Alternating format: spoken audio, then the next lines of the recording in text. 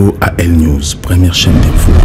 Motenabino, coup d'état manqué dans la République démocratique du Congo. Le président Félix Tshisekedi, place à la qui n'a sommet à Oya, qui s'en manqué, on va mettre coup d'état, ils ont la République démocratique du Congo, mais chargé ya sécurité naé conseiller naé François Beya Fantomas on a généraux mususu basa impliqué pour un coup d'état. Pourquoi aujourd'hui dans le Congo bazo penser na coup d'état?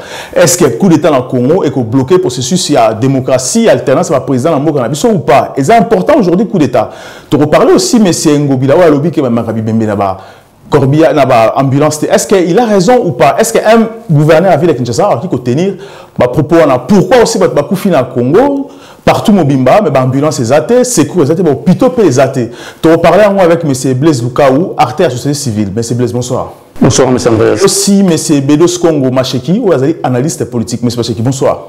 Bonsoir, monsieur. Monsieur Macheki, est-ce qu'aujourd'hui, il est important qu'aujourd'hui, le coup d'État est revenir encore en Mboka Nabiso, comme c'était à l'époque, le président, ils ont bloqué le processus, il y a démocratie, alternance dans Mboka Nabiso. Est-ce qu'aujourd'hui, il est important, aujourd'hui, qu'il y ait la sécurité à Félix Tshisekedi, parce que je rappelle qu'avant Félix Tshisekedi a kende na sommet na Ewana à salati conseil de sécurité naé na batu naé à Tikimboka na bango akei, mais comment est-il possible aussi que batu wana les mêmes gens qui aujourd'hui pensaient monter un coup d'état contre le président de la République?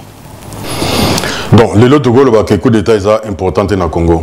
Pourquoi? Parce que tout ce qui passé na la passation démocratique à pouvoir entre président Oyabima qui na président Oyakoti. Surtout aux coup d'état ils ont le la tozo qui sambo cannabis na sima. Donc bon cannabis ici est élan il y a démocratie, il faut continuer sur ce chemin là. Tobanda qui ba élection en 2006 donc tozana un apprentissage il y a démocratie. En 2006 to sali élection, boybindeni ne c'est pas ça qui. En 2011 to sali élection, boybindeni ne c'est pas ça qui.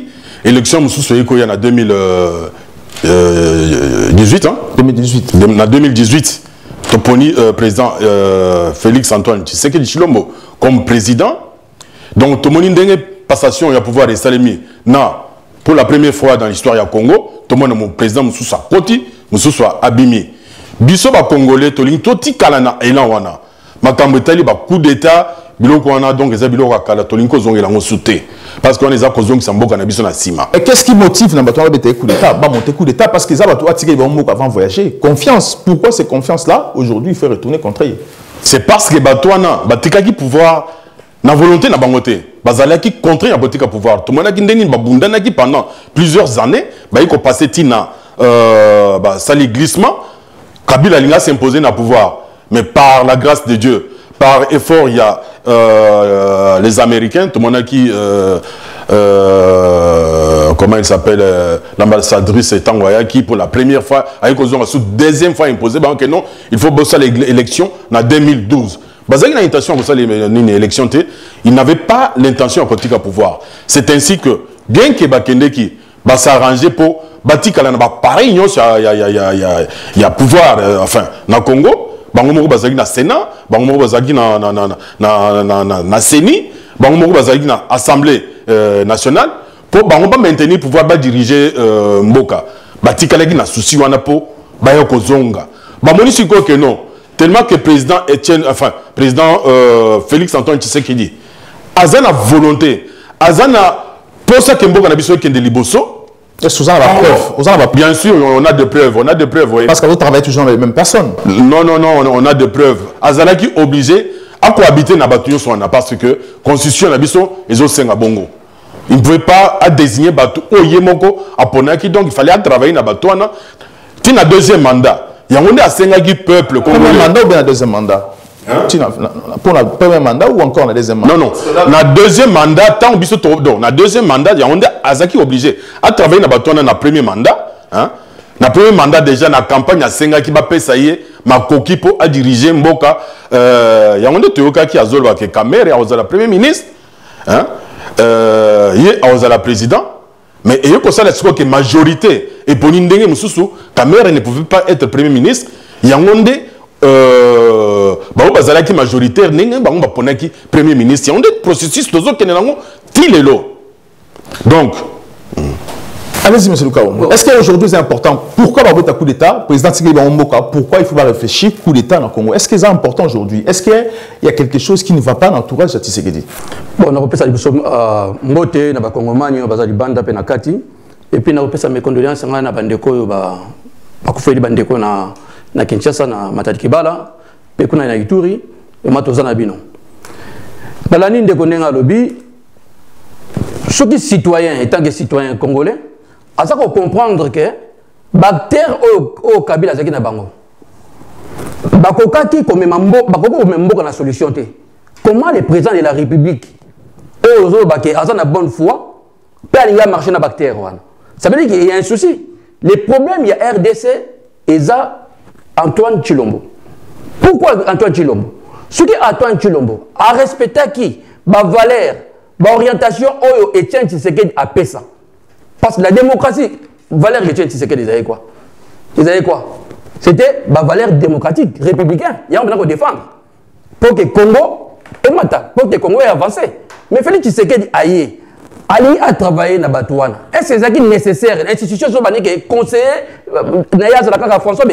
Ou Azaki de Kabila. Donc, et ça, ça veut dire que c'est lui-même qui a favorisé la possibilité de coup d'État.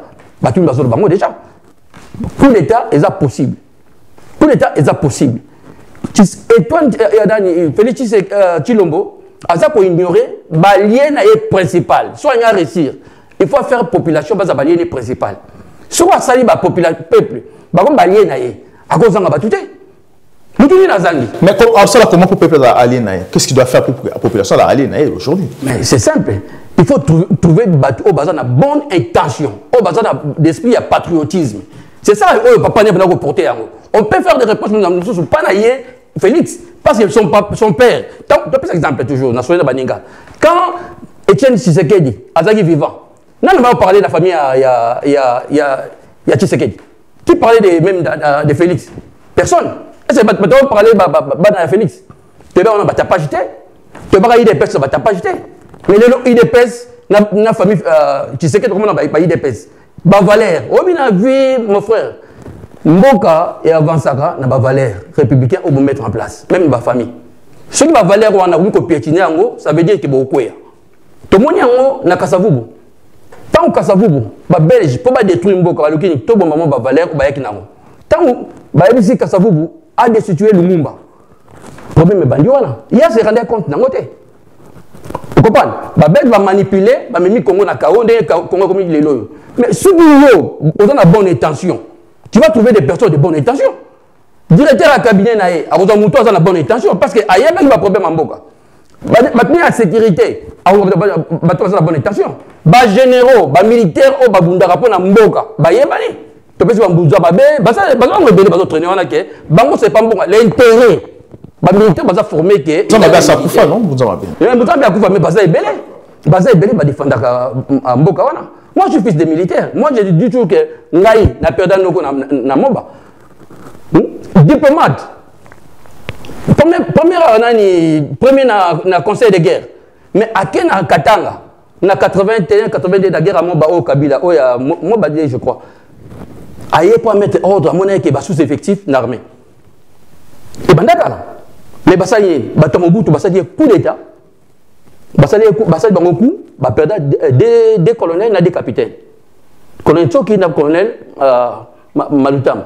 Donc, le colonel a perdu. Tout ça parce que Balinga va mettre ordre.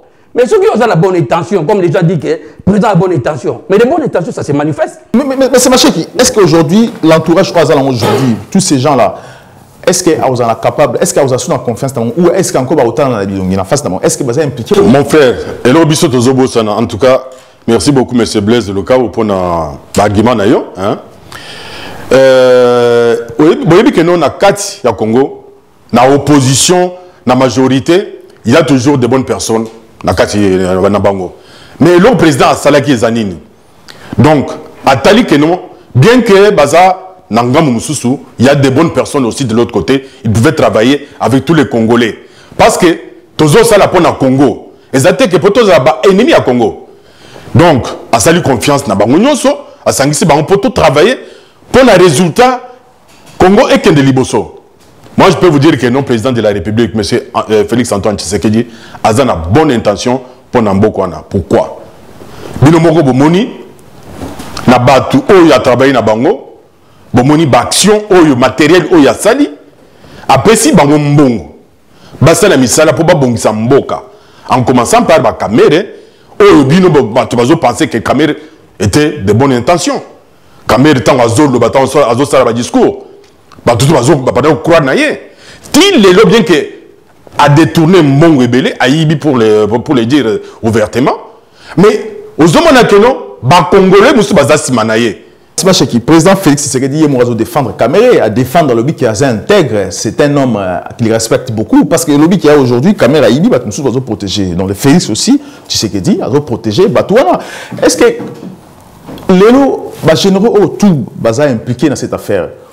Le président Félix a est-ce qu'il va makala ou pas? Est-ce qu'il va poser problème aujourd'hui ou pas? Pour l'instant baza va présumer innocent.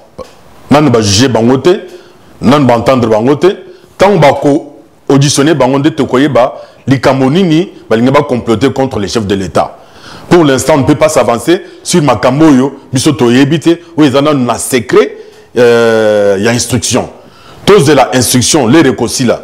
Ceux qui balobi que non, ces généraux bazala qui impliquaient vraiment dans le coup d'État, je pense qu'il y a des tribunaux oyo et qu'on s'en charger na bakawa na bako samba bako yebande nini bako samisa bango ba baza innocent bako libérer bango ba baza complice impliqué dans parce que les informations bimina ba service parce qu'il y a dans les médias pas maté il y a eu des preuves au bimina média au ba média tout le bien média international peut-être le bilan que non mais CBA est impliqué Azar na écoute mais c'est Lukao est-ce que place à côté ba général Makala ezali qu'est-ce qu'il faut faire avec ces gens?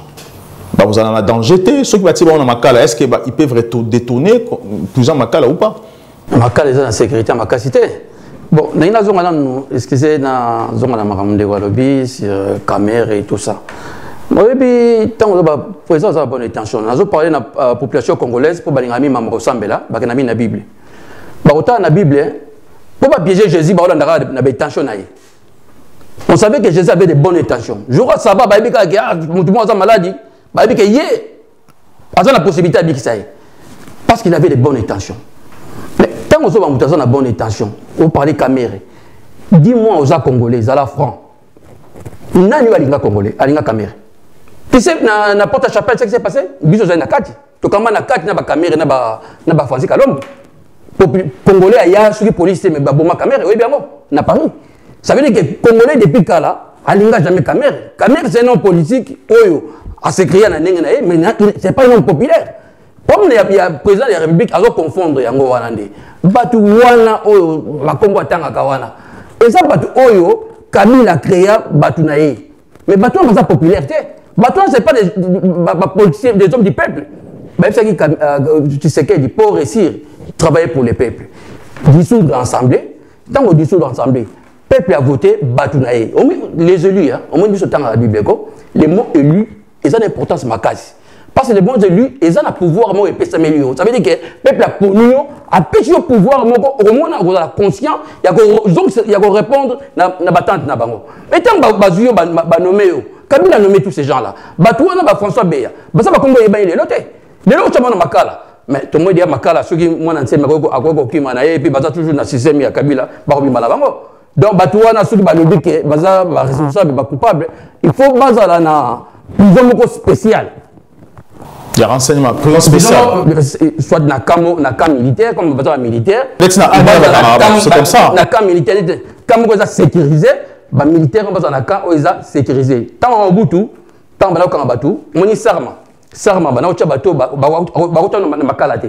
Possibilité de mater, Batibino, na Sarma. Donc il faut unité Batou, il faut besoin d'une prison spéciale.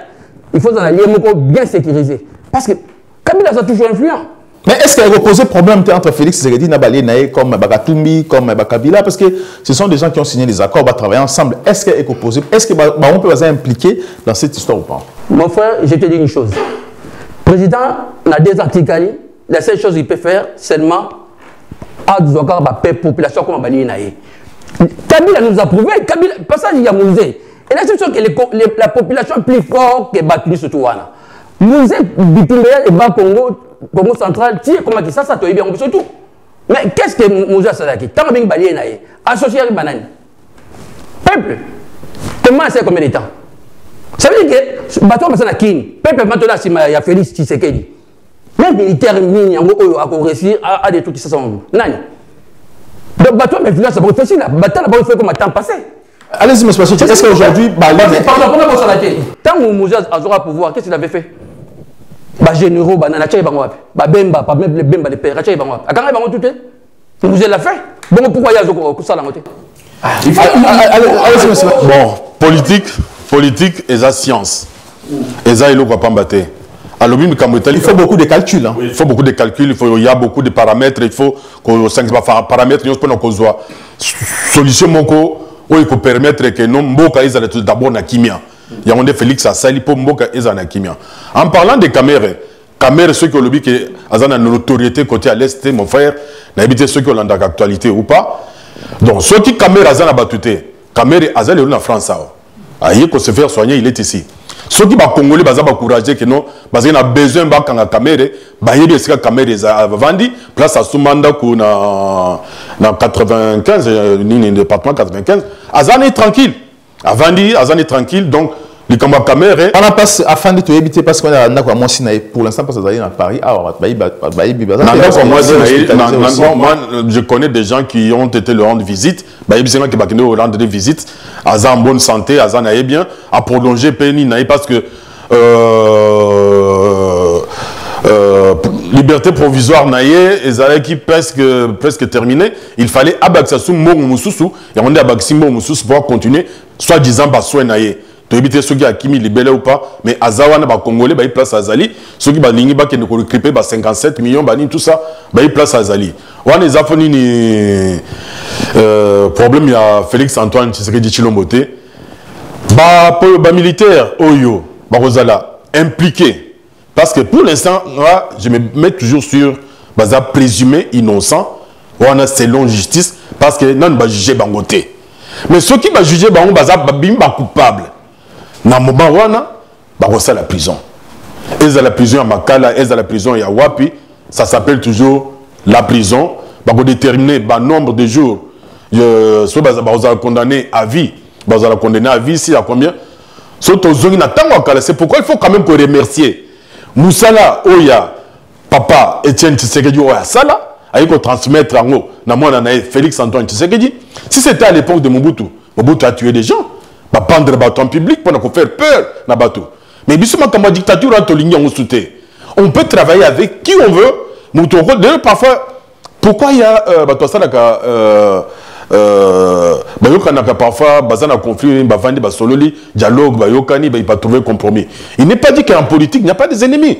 Tout le monde a les lots. Kabila à travers Nakatumbi, les lots Katumbi, soi-disant avec Okoma, opposant à Kabila.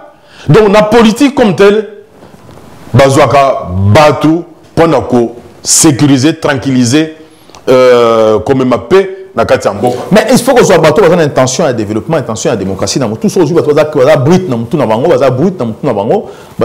sauvage. Est-ce qu'il faut autant de sauvage tant que vous sauvage? Ça c'est important aussi. Autant de sauvage. Est-ce que vous avez un discours? Tant que vous s'adresse à un peuple, est-ce que vous avez une mauvaise intention? Ma paix sera toujours bon. Vécu na bango zali. On a vécu na bango. Bon, bah vécu et ça on ne connaît pas l'homme. L'homme peut changer. Mais l'homme peut changer. Moi je parle au nom du Congo. Naza Congolais, j'aime bien que Mboka nanga ekende liboso. Pour nanga pour Mboka na ekende liboso, aujourd'hui la seule personne que nous avons oyako comme Mboka na liboso est Zali Félix Antoine Tshisekedi Tshilombo. Pourquoi? Tomoni Abimisi Bambongo, c'était combien? 15 projets Abimisi qui 15 projets n'ont impact pour la 2022. Pour l'instant, les bandits. Pour l'instant, nous avons au moins salamité pour l'instant. Bon, à l'Obaki, Ezo Banda, donc Ezo Banda Kalamingi. Pas même ministre n'a pas Azo Kaete. Tolobaki que non, Tolobaki Premier ministre, moi je l'avais dit ces jours-là que non. Premier ministre, tout le monde a été, tu évites soit fantôme ou pas, mais tu sais que non, Azala peu actif, tout le monde a caillé, Azala Kaba discours, Tambola na partout. Le Congo est à Kinshasa, Congo est à Mboka Mobimba. Congo, il y a 26 provinces. Normalement, Premier ministre, il fallait attendre dans 26 provinces parce que réussite au Congo, ils ont dépendre de Félix Antoine Tshisekedi, ils ont dépendre de Bissos Congolais. Moussala ou Bissos Tozo Salawa. Makamba mabe tozo dénoncer yango. Il y a bien tozo acclamer yango, yango ne ko sala que non Congo na biso et kende liboso. Non, c'est comme ça en fait. Allez, monsieur. Et puis, Makaba Alliance. Moi, j'apprécie politico Edouard Dwasalaki, tant Basaki va fusionner qui na UNITA. Oh, il y a Savimbi. Fusion, mais sans Savimbi. Vous comprenez? Bâtir sans Savimbi. Savimbi a failli déjà. Non, mais on doit préparer déjà. Non, tu as déjà Savimbi Basaki en vie. Tu as une vision, tu as Savimbi Basaki en vie. Savimbi va après. Mais Basaki va dire non, avec Savimbi, Aza qu'on maintenir les désordres. Comme Savimbi Baza désordre, il faut écarter UNITA na Savimbi pour récupérer parce que na Katiwana babon et les mesa. Tu as un reportage na FCC, il y a des bons éléments. Surtout na jeune moko baza vraiment au senti qui patriotisme les alliés. Donc président Tshisekedi il a récupérer il y a FCC wana. Baza vraiment na talent. Baza na capacité suffisamment orienté bango. Un chef tababi changement. C'est quoi le rôle d'un chef? Le changement c'est quoi? Le changement de mentalité, la petite ligne directive de l'Infobolanda, c'est ça le changement. Comment on a travaillé dans Moutou? Oh, il y a des pensées, il y a des pensées. Et ici, mais nous avons parlé de Rwanda. Nous avons une concession il y a un ancien régime. À mon avis, l'ancien régime, c'était un problème. Pendant que temps c'était un problème, la politique, il y a appliqué politique, les gens parlent de Rwanda. Les talibans l'ont fait. Donc, il y a des moments, tout le monde était aux Congolais. Mais, le passif, nous avons déjà énir l'intérêt à la République. Donc, il faut mettre à l'écart. On a retiré Kabino dans cette image, pour comprendre ce qui se passe, parce que les gouverneurs à Ville à Kinshasa, tout le monde sait ce qui s'est passé dans Monga Fula, Matadi Kibala, parce que les Congolais ont Koufi dans le courant, et aussi Koufi dans l'Est, mais d'abord dans Matadi Kibala, le gouverneur à Ville à Kinshasa, il a lobby très bien que l'ambulance était une question, mais tout dans cette image, tu revenir juste après. La Tunaki. Mais Babi Singa que ambulance et Memaka et Bembete. Nenga docteur Otunaï. Sûrement que parce qu'il y avait l'urgence, les moyens qu'il a utilisés n'ont pas été les bons. Parce qu'il y a il fallait les mettre à l'abri. Et c'est dommage, mais ça pose un problème global. Il y a des services de secours, il y a des services, il y a des catastrophes au Tozanango. Je pense que Nene Makamoye Liboye, il faut que ça soit Maël, pour gouverneur de la ville. Parce qu'il y a bureau des Aranagono. Mais il faut déjà commune à Mongafula. Et ils ont la capacité à une ambulance ou à quelque chose de ce genre. Mais on a un effort collectif, il faut tout ça là. Alors, voilà un peu les réponses que je pouvais donner. Je passe la parole au gouverneur. J'aimerais compléter, ministre, la question tout liée. Il faut que Ebembe bamimarango na ambulance te. Ebembe. Bamimarango na Corbia, il faut que cercueil les âmes. Ce cercueil les athées, on me met na Corbia. Ebembe bamimarango na ambulance te. Ebembe. Renseignez-vous, Barob Sabine. Là-bas, du ministre, Bamimarango n'a pas véhicule. Ebembe bamimarango n'a pas ambulance te. Alors, na mboka la biso to faire na ba défi ambulance au groupe qui est ambulance c'est pour la bateau malade donc soit ta maladie ba tu une ambulance ba nous l'hôpital ba nous soignons so muto kufi au kufi au so kufi ba nous susu na ambulance na ba sac mortuaire ya pembe ba tchara na ba sac mortuaire ya pembe et tout le monde aka na ba mboka musu ba tchara pinga ba tchira na ba sac mortuaire et puis ba tchibino na ba camion ba tchibango na ba camion ba ki ba évacuer bon donc so muto kufi et za non voilà. Est-ce que ministre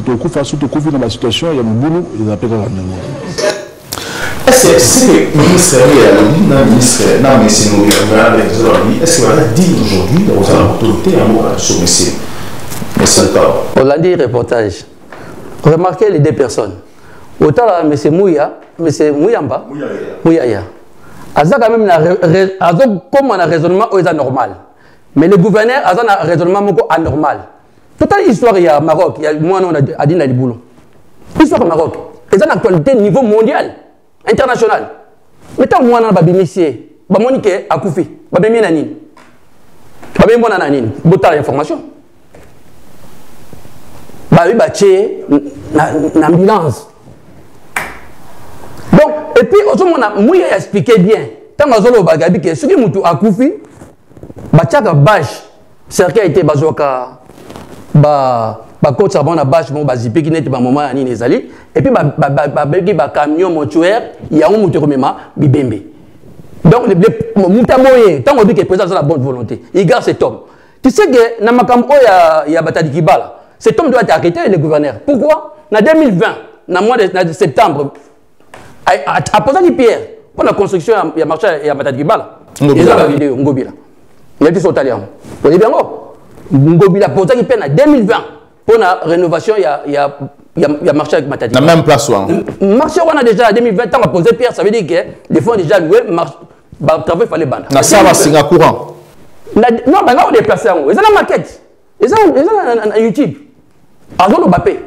Mais ça veut dire que le premier responsable de Makambo, c'est le gouverneur Ngobila. Mais tant que le président, au niveau de la Moutou, on va comprendre même que dans la zone où on a, et quand on a une ambulance, les pompiers ne sont pas le service de sécurité, mais quand on a la sécurité. Ngobila a la sécurité, il y a la sécurisme. Il y a la sécurité. Il y a la sécurisme. Comment on sécurise la nécessité. Tout ça, ça joue.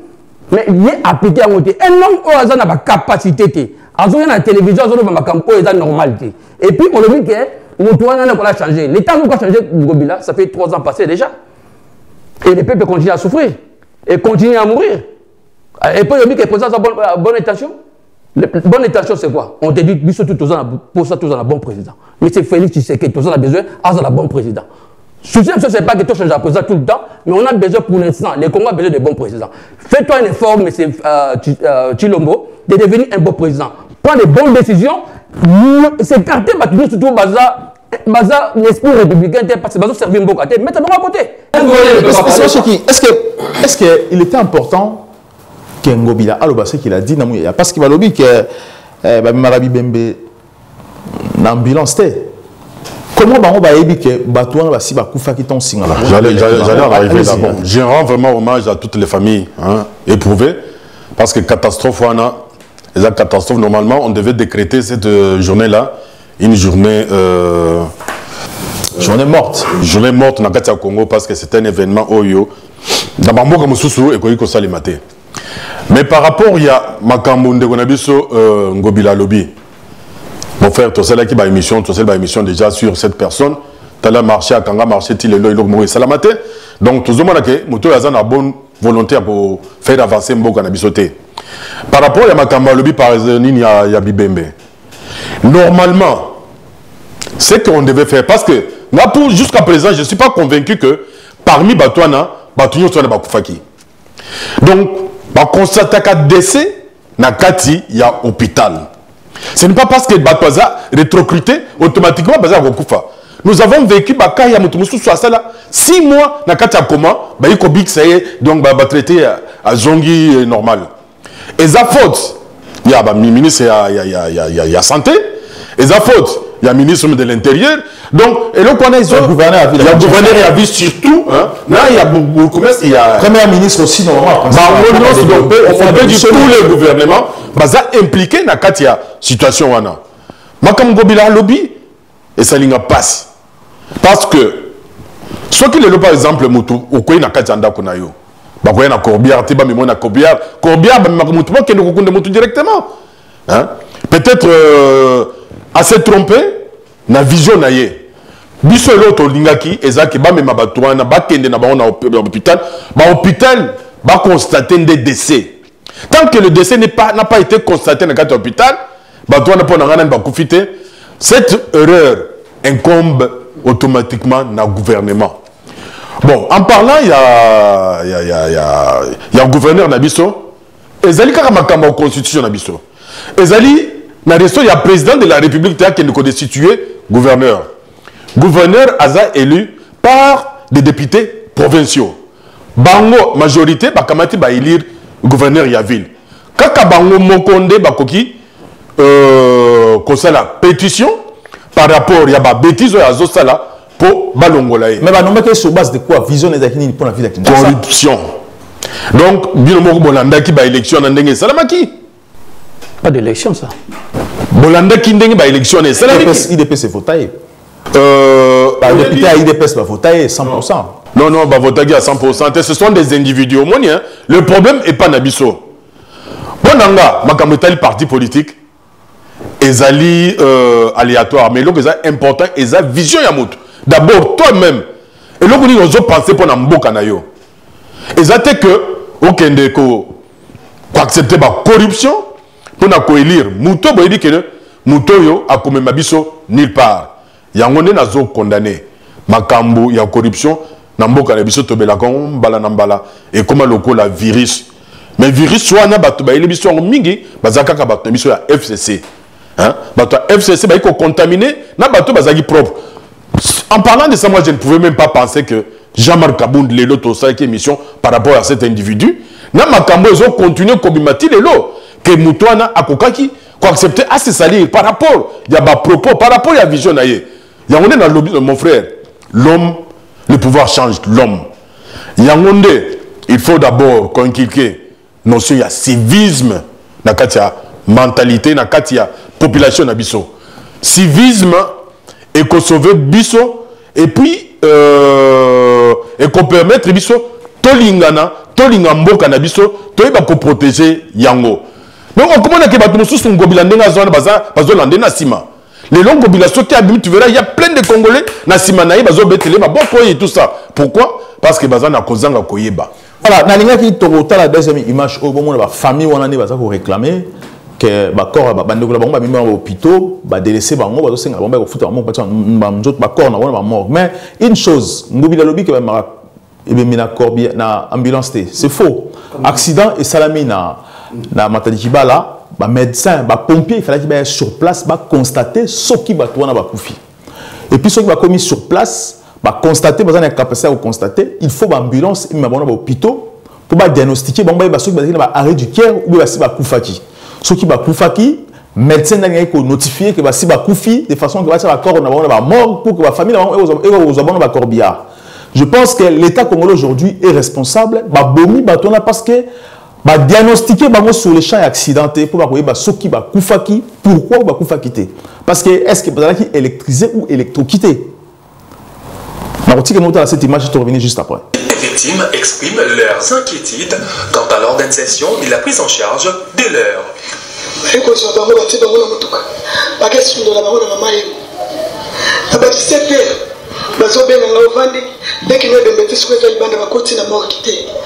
donc ça n'a pas fait à notre routine les bateaux qui n'ont pas besoin de monter la terre qui ont coûté la mort l'État y a qui est d'accord qui est dans la charge de l'État mais comme il y a un maman et mon basson là qui va encore nous avons monté la charge et les connaître pour foutre un bon consommateur pour faire la mort.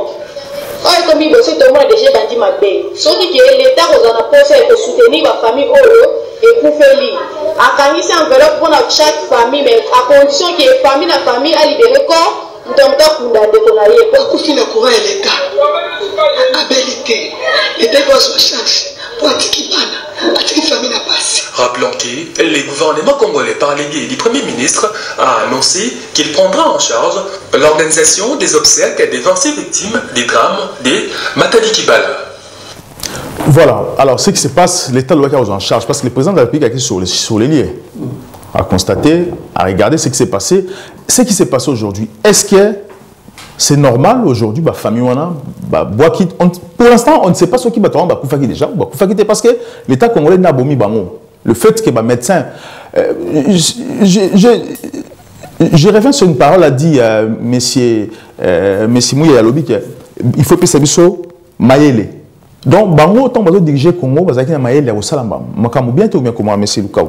Au moins, déjà, il faut faire la différence. Il faut différencier entre choc électrique et électrocution. Donc, différence, au moins, Makambo Lobi, Batou, il fallait que à l'hôpital, médecin a constaté décès. Pourquoi un choc électrique? Ça veut dire que ça là choc au niveau cardiaque. Et quand on bloque le moteur, mais on coupe. Si on fait un massage cardiaque, on a envie. Or, mon frère, tout ça court à sécurisme. Tant que nous avons la sécurité, nous avons la prévention. Nous avons une valeur à prévention. un gouverneur à ville, il y a une différence entre choc électrique et électrocution. Et puis, deuxièmement, pays qui est raisonnable, il y a un mort direct. Il y a un mort direct, et puis vous déposez dans l'hôpital, sans même tout raisonner. Et puis, on dit que le président a posé, il a changé de boca. Mais il faut comprendre le président, Kabila, a outé le boca, tout le monde est mais pas Félix. Et pas aussi Félix, pas de Bilapé. C'est mon vieux. Il me connaît personnellement. Il y a une famille, il y a une famille là. Mais nous allons soutenir l'action parce que ça contre la valeur républicaine. Le problème, il faut comprendre, Ndekonangay, nous, toi, il n'y a pas de changement. Le meilleur changement, c'est de mettre des hommes à la place qu'il faut. Il faut que dans une locaux, Makambo, Congolais, Balingaka, dans la Bible. Au moins, on a une mission. Moïse a une mission à Bonzambé. À Israël, la terre promise. Mais manière n'est pas ça. Majorité, côté de l'unité. Mais tant que j'ai trop, beau-frère n'est ailleurs, non. Aujourd'hui, nos pouvoirs, mais manière et faisabilité, c'est ça qui cause problème. Le problème, il y a Félix Yamana. Depuis le début, il y a le gouverneur, on s'est réclamé déjà, à la gouverneur. Même quand il y a parti, il y a Jamal Kaboudi. Peuple a la réalité. Les lois ont la chance pour le monde développer. On a permis les lois, Félix Tshisekedi, les médias, dans le librement. Ils ont occasion. Ils ont occasion, la présidence de la République, à avoir des informations, ils sont fraîches. Donc il faut traiter à moi, à prendre des bonnes décisions. Nous avons annoncé l'état d'urgence. Tout ça, les lois ont mérité à comment situation d'urgence. Pour l'instant, le président, à niveau qui ça porte, c'est la capitale. Il faut, le président décider à destituer pour l'instant l'Assemblée provinciale. Pas déjà lui-même le président et l'Assemblée provinciale. A mis des dégâts, il y a un courant, a vu l'église. À ça, l'église, il y a un courant. Ça veut dire qu'à mettre toujours en danger, c'est un homme inconscient qui ne mérite pas d'être à place. On a la salle au président de l'Assemblée provinciale. Président professionnel, il y a vu qui ça. Président ah d'accord, comment s'appelle le pasteur pasteur Ngoyi, enfin Godin Poy, oui. Donc à l'église et ça les courant on est tout nicolo na continue même vidéo ça y a au l'action bon ça la mutande wana azana confiance. On ne peut pas développer les pays pour une bonne solution, tu es inconscient. Il faut établir bateau bazar la conscience. Oh, bah, il dit que non, l'intérêt à Mboka, toujours préparé à venir, il faut tout investir. Pourquoi la France est un grand pays? La valeur républicaine. Les papas, tu sais qui s'est battu pourquoi? Pour la valeur, qui doit instaurer ces valeurs? C'est un individu. Qui est cet individu? Le président de la République. C'est lui qui doit instaurer ces valeurs-là. Allez-y, M. Pachegui. Parce que cette vidéo totale. Mon frère Galazo, j'insiste sur le fait que le président de la République, Félix Antoine Tshisekedi, a la bonne volonté, il a qu'à faire changer des choses dans Mboka Nabiso. Depuis plus de 18 ans, dans le monde catastrophe au Congo, le président a se déplacé en personne, a rendre hommage à la victime ou à la catastrophe. Ça, c'est de un. De deux, mon frère, il a expliqué que non, ce n'est pas au président de la République. Il y a le gouverneur, il y a ville, et l'Assemblée provinciale, tant qu'on décide, on a M. Ngobila qui tu as vendu, il y a gouvernorat. Président a coûté État. Tous à la paix, conscient des Congolais. Congo est totalement en faillite. Congo est un pays qui était presque effacé. Imaginez-vous avec toutes les richesses qu'on a dans notre pays. Richesse naturelle, le niveau climat, le niveau sol ou sous-sol. Mais les autres alliés, parmi les pays les plus pauvres dans le monde, avec beaucoup de situations. La situation, le 7 janvier, dans le conseil des ministres, le président a Sengaki va déplacer marché wana quelque part. Mais sauf que le président a connu qu'on s'est déplacé, parce que il y a une organisation, il y a un fonctionnement de l'État ils allaient presque inactifs. Ils essayent un peu, il y a coupé ça, c'est qu'il peut. Pour Matouana, ils encouragent à poser la moussala. Parce que ils sont pas congolais. Ils sont pas congolais, ils sont pas congolais. Ceux qui, on leur a déjà marché en quelque part, peut-être. Situation, tout le monde est ça le matin. Et quand il conseille de ma côté, mais c'est que pylône, on les a partout dans le Congo. Pylône, on les a partout. En attendant, tu as marché à rénovation. Je déposer Pierre, mais c'est incompétence ce qui s'est passé. Parce que déjà, moi, je reviens toujours sur la phrase donc, ça va savoir, diriger l'État, ça fait 3 ans. Qu'est-ce que vous savez, il y a 3 ans pour la Congolais? Non, 37 ans. Non, 37 ans, de position, ça veut dire que moi je parle de la politique en général du Congo. C'est les lignes dans Félix Tshisekedi aujourd'hui. Parce que je reviens, je tiens juste à rappeler que Félix Tshisekedi aujourd'hui, parce qu'aujourd'hui dans le Congo, c'est le pouvoir de Mobutu qui est aujourd'hui au Congo. Félix aujourd'hui travaille avec les Mobutistes. Donc lui-même aussi c'est un enfant issu des Mobutistes, parce que son père aussi a travaillé, a fait Mobutu, qui était Mobutu aujourd'hui. Donc depuis qu'on a le pouvoir, ce sont les mêmes qu'on a reproché hier, travailler dans Kabila, aujourd'hui avec Félix Tshisekedi. Est-ce qu'on peut faire confiance? On a vu ce qui se passe. Tout le monde sait ce qui s'est passé dans Ituri, mais aucun membre du gouvernement s'est rendu sur place dans Ituri, mais il Goma, juste à côté d'un festival, mais c'est Macheki. Mais on a connu que non, Tshisekedi, Antoine Tshilombo Mwanaya, papa Tshisekedi, le Tshisekedi, Yende Moutou, asali que notre côté na kati il y a état de droit to bundisa dictature autozalaki nango bien qu'il avait travaillé avec Mobutu atali que ndenge basala yi constitution na ndenge Mobutu a imposé état état unitaire parti unique na kati ya Congo aïe qu'on combattre parce que ce n'était pas l'idée de base. L'idée était que non, parti est ébélé dans le Congo. À combattre Yango, et on doit te comme n'a pas été commis. À savoir que non, tu sais qu'il n'a jamais travaillé avec Mobutu. Si, Mobutu, tu sais que non. Si, Félix Antoine, tu sais que c'est l'enfant. Non, Félix Antoine, tu sais qu'il n'a jamais travaillé avec Mobutu. Mais Azui Idéologie, papa Naï qui a travaillé avec Mobutu. Aujourd'hui, il y a un Mobutiste. Azui Vision, il y a papa Naï, il y a instauré un état de droit na kati ya Congo. Mais bien moko bozo comprendre bien que non, to outi musika. Ba brebis galeuse bazaki partout. Hein? Donc état de droit ba koki, donc ça va venir progressivement bande ko na biso. Oko botamana na lelote, lobi ya bandi koloba. Donc ça vient progressivement, tous un apprentissage ya makambo belé. C'est pourquoi petit à petit nous arriverons. Gouverner c'est prévoir. Président Félix Antoine Tshisekedi a prévoyé déjà que nous va déplacer marché, on a que nous en quelque part.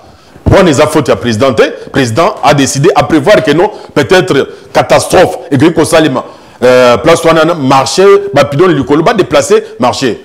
Nous il y a peut-être erreur, il y a parole. Nous sur la parole parce que reconnaître nous a appris qu'on s'est trompé. Moutioso a dit qu'on s'est trompé, il s'est trompé dans ses paroles. Il s'est trompé, mais il a dit la vérité. Tout dans ce qu'il a dit. Tout dans ce qu'il a dit, s'il vous plaît. Tout dans ce qu'il a dit. Tout dans la régie. Tout dans ce qu'il a dit. Ambulance et Memaka et Bimbete. Benga docteur Otunae. Sûrement que parce qu'il y avait l'urgence, les moyens qu'il a utilisés n'ont pas été les bons. Parce qu'il y a Bakor et Zakiwana, il fallait les mettre à l'abri. Et c'est dommage, mais ça pose un problème global. Il y a un service de secours, il y a un service, il y a une catastrophe au Tozanango. Je pense que Ndenge Makamoe Liboé, il faut payer sa biso maël pour gouverneur de la ville. Parce qu'il y a un bureau Nezaranago. Est-ce que, et là, Basali, dans un pays développé, il faut pas démissionner. Il a reconnu, il a erreur à lobby. Non, c'est ce mission maël. Il y a un président assez à prévoir qui ne peut pas déplacer marché. Mais pourquoi est salamité, ça fait 3 ans? Pourquoi est salamité? Mais ils ont promis à président donc parce qu'il y a des gens, il y a un service, hein, où il y a qui s'occuper de Kawana. Et puis en plus, un problème avec tous en Congo. Est-ce que, pour Nanga, donc moi je suis vraiment un vrai Congolais, hein, na limbo kanabiso et kende liboso, ba intervention dans l'union ces akapo, tout qu'on peut développer, ba banda peut qu'on respecte biso dans le monde. Mais nazo senga na ba autorité na biso avant bazo ba décision, mais déjà pour penser à ce qui viendra après. Il faut délocaliser marché. Il fallait déjà trouver un endroit où on peut caser Batou pour déplacer marché. C'est vrai que Wana Ezali, le président de la République du Souté, Ezali. Mais parce que moi je sais que je ne comprends pas. Un pays comme le Congo, ils ont l'ambulance. Ils ont l'ambulance. Un pays comme le Congo, ils ont la pompier. C'est plus grave, mais c'est le chaos. Tout le monde va être Ituri. Les conditions va couler bango. Et tout le monde, aucun membre du gouvernement, tout le monde, aucune déclaration aussi. Mais pourquoi le Premier ministre congolais n'a équipe de démissionner? Parce que Bazo a une capacité d'atteindre le niveau total, il y a une capacité. Pourquoi Bazo a démissionné? Il a savoir. Parce que le ministre a dit, et puis ça ne peut pas aller prochainement. Parce que Congo est en ambulance. Est-ce que c'est normal, M. Lukao? Bon, parce que le médecin va approuver. Est-ce que le médecin est conscient de ce qui se passe? Sur place.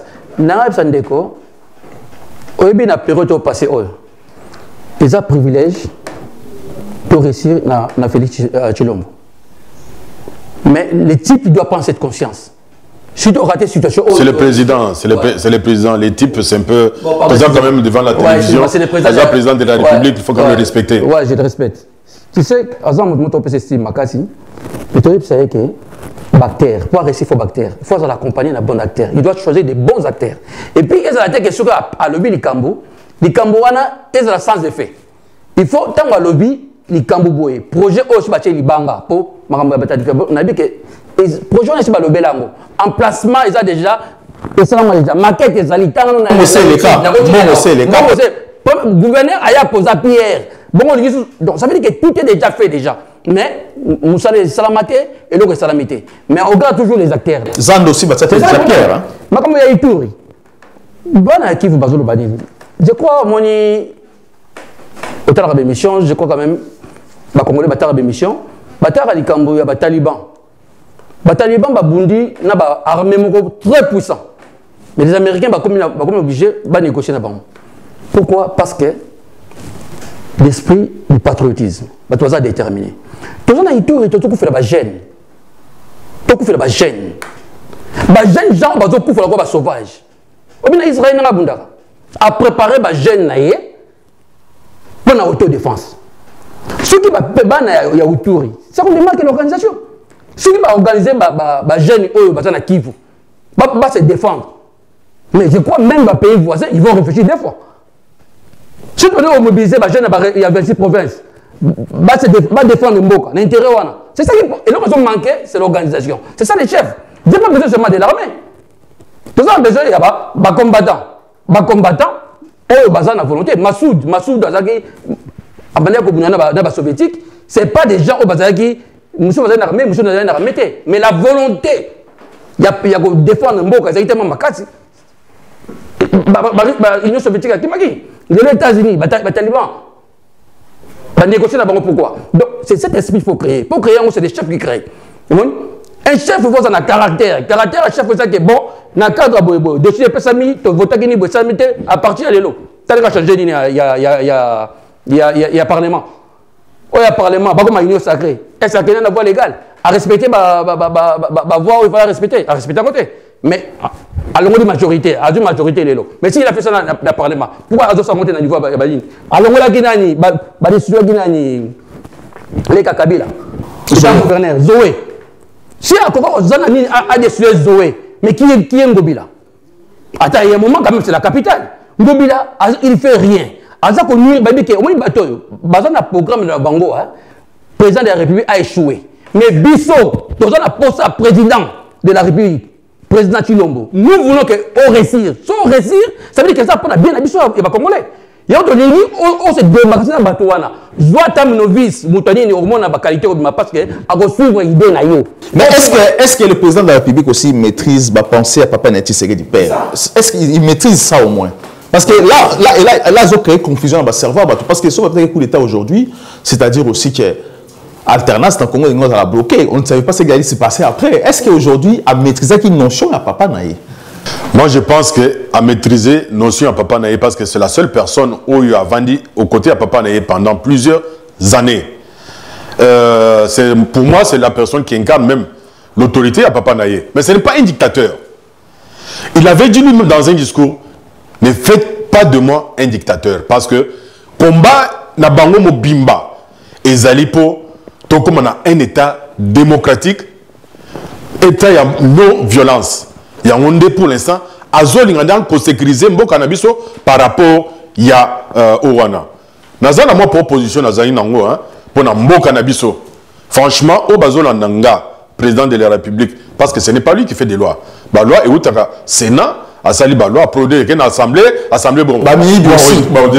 aussi. Mais Bassa et Nabiso quand même loi où permettre que non, chaque Congolais adulte, par exemple, ceux qui ont diplôme d'État, pour encore à l'université, au moins à ça la formation militaire pendant 6 mois pour apprendre quelques notions de base.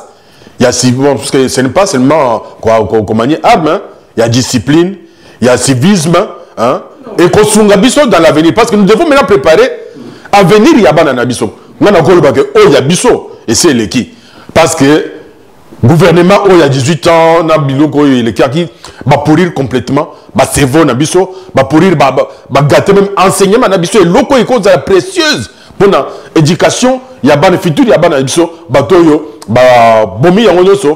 mais en tout cas, pensez au moins, il y a qu'à remettre service, formation et service militaire, na ba jeune nabiso, base à Makanisi, il y a qu'à défendre Mboka Nabiso au moment opportun. Parce que nous sommes convoités par tout le monde par rapport à la richesse de Tozanango. Un jour, même le Rwanda, biso Tozos kana Rwanda, mais Rwanda qui va envahir biso parce que le Rwanda, na niveau d'armement, a un armement sophistiqué. Il suffit qu'à décider. Peut-être nous voyons nous représentons presque 2435 km², on est presque 100 millions, mais Bakoki qu'on détruit les bisous dans peu de temps parce que Bazan a un armement sophistiqué. En tout cas, tout ça l'effort, même ne fût-ce que dans niveau il y a Bananabiso, va apprendre qu'on défend un bon cannabiso, va apprendre qu'on manie quand même quelques armes, va apprendre moins de discipline pour nous défendre un bon cannabiso dans les jours à venir. La plus une minute pour encore cette émission. Il y a un qui patriotisme, chef de l'État à suivre en Rwanda. Bateau Baza, biso toko na cinquantaine. Tozo comme na cinquantaine. La plus exemple simple.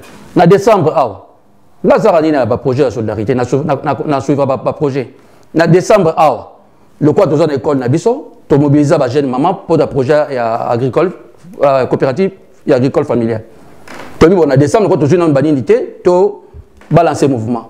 Tu sais parce qu'il descend et quelques personnes. Tout le monde au bien moi quelqu'un qui mobiliser ba fonds. Tu sais comment on a mobilisé les fonds? $190. $190. Fonds to mobiliser. Au ba Congolais à pote au ba PC. Na PC bataki na bi que ce que vous avez dit c'est les tensions. Votre tension va jouer.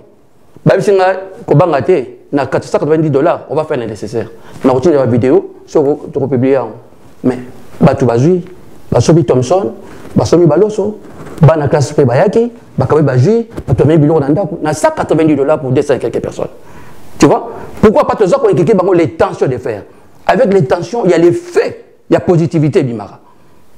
Mais quand on a bateau, il y a mauvaise tension. Bisous tout le temps à la Bible, c'est pas les valeurs, il y a tension. Donc quand on a bateau, on a mauvaise tension, mon frère, tu ne feras rien avec eux. Merci beaucoup, M. Blaise Luka. Je rappelle que vous êtes analyste, vous allez d'abord analyste politique et aussi acteur. Il y a la société civile. Merci aussi à M. Belos Kongo Macheki, analyste politique. Merci d'avoir organisé cette émission. Après cette émission, Borolanda, émission Oekolanda sur la sécurité du Congo. Pourquoi la guerre n'a pas continué et encore pourquoi ils ont oscillé. À très bientôt. Le Congo AL News, première chaîne d'info.